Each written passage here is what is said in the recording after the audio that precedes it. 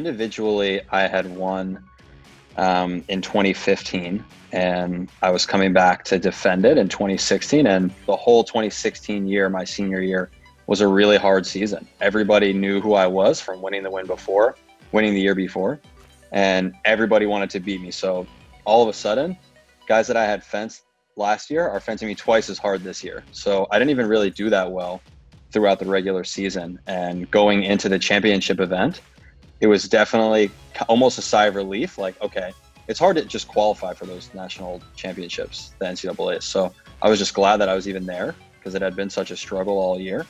And by the time I was at the tournament and, with my teammates, individually, I wasn't as focused, honestly, on winning the title again for myself. I was the captain of the team that year, and we were really just focused on winning as many 5-touch bouts as we could in the round robin so that at the end of the day, Columbia was on top. The Columbia captain has a chance to repeat as individual champion here in men's épée as he takes on Marc-Antoine Blaise. At that time, Blaise was just an amazing defender, really good at going back to the end of the strip, being very patient, and anytime you tried to attack him, he was going to hit you.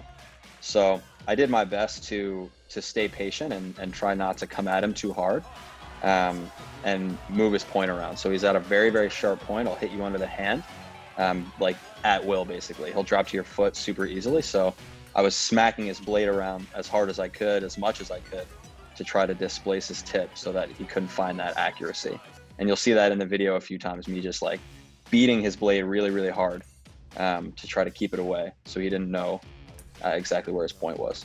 I had fenced Mark a bunch of times, both in college and in national competitions. So we had a long history, and honestly, we kind of trade off. He's an amazing fencer, and I don't necessarily beat him more than he beats me. So I knew a few things about him before going in, ways that I had success with him and ways that he had success with me. So all of those experiences were definitely considered, and I was talking about it with all my teammates before that final match and came up with a good plan and executed it pretty well.